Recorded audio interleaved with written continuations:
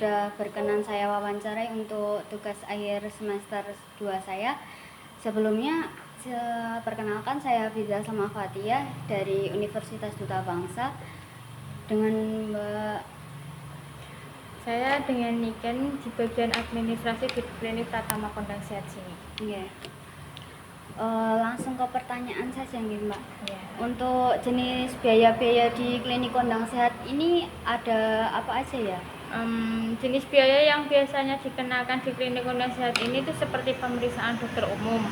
Yang non BPJS itu tetap kena tarif admin ya, tergantung dari pemberian obat dan penanganan pasiennya. Terus yang kedua pemeriksaan dari gigi yang non BPJS juga.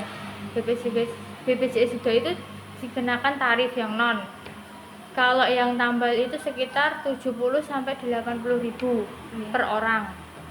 Yang kemudian tambal gigi itu untuk administrasinya sekitar 10 sampai 150.000. Yang ketiga ada cabut gigi, adminnya sekitar 90 sampai 200.000. Dan yang terakhir scaling 200 sampai 300.000. Kemudian ada KIA KB, yaitu KB sontek. Di sini adanya KB sontek saja ya. Itu kurang lebih 30.000 di klinik sini. Untuk home care tergantung tindakan dan lama perawatannya. Dan yang terakhir cek lab. Cek lab sederhana seperti cek gula darah, cek kolesterol, dan cek asam urat. Kalau cek gula darah itu dikenakan tarif 25.000. Dan cek kolesterol ya kurang lebih sama 25.000.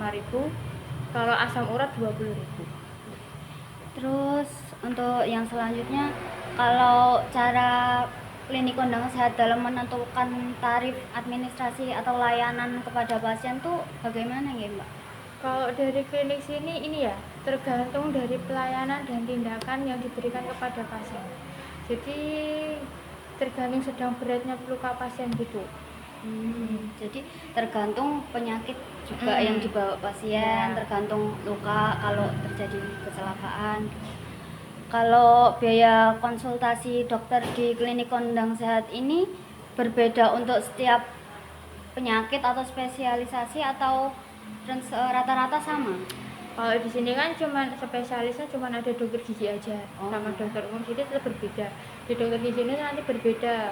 Kalau untuk biaya kurang lebih dari pelayanan kami tidak tahu ya, tapi tergantung dari dokternya juga. Tapi kalau dokter umumnya juga kita nggak tahu karena tertransfer dari dokter gigi, dari dokter umumnya juga sendiri. Jadi berbeda-beda juga. Terus kalau kebijakan Klinik Kondang Sehat terkait biaya yang dalam bentuk obat-obatan gitu, biaya-biayanya gimana? Gini, kalau obat-obatan itu kan pastinya ada non BPJS sama BPJS. Kalau yang BPJS itu kan obat tercover dari BPJS termasuk pemeriksaan juga. Sedangkan yang non BPJS itu nanti ada tambahan administrasi yang ditarik kan. Itu kurang lebih kalau di klinik itu 50 sampai 100 tergantung sama penyakit sama yang dikasih obatnya juga gitu. Jadi setiap kasus penyakit nanti berbeda-beda. Itu untuk yang non BPJS. Kalau untuk BPJS tercover sama pemeriksaan sama obatnya ini tercover sama BPJS, jadi nggak bayar. Terus untuk pertanyaan selanjutnya, apa ada biaya administrasi yang dikenakan kepada pasien di klinik? Kayak bisa beri contohnya apa aja gitu? Untuk biaya administrasi tidak ada, karena kita bekerja sama dengan BPS. Jadi setiap ada pasien datang itu kita langsung pasien masuk langsung ke pendaftaran. Didatakan, habis itu langsung langsung ke UGD, kita langsung ditangani gitu. Terus kalau klinik mengatur biaya untuk layanan darurat tuh biasanya bagaimana ya Mbak?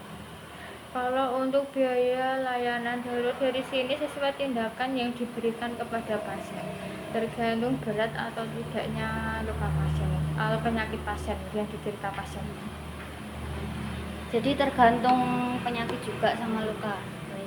Untuk selanjutnya, kalau biaya perawatan di klinik tuh berbeda antara pasien umum dan pasien BPJS Kesehatan atau rata-rata sama? Tetap berbeda ya, karena antara pasien umum dan BPJS berbeda. pasien BPJS itu tidak dipungut biaya sama sekali, sedangkan yang non BPJS itu tetap ada administrasi.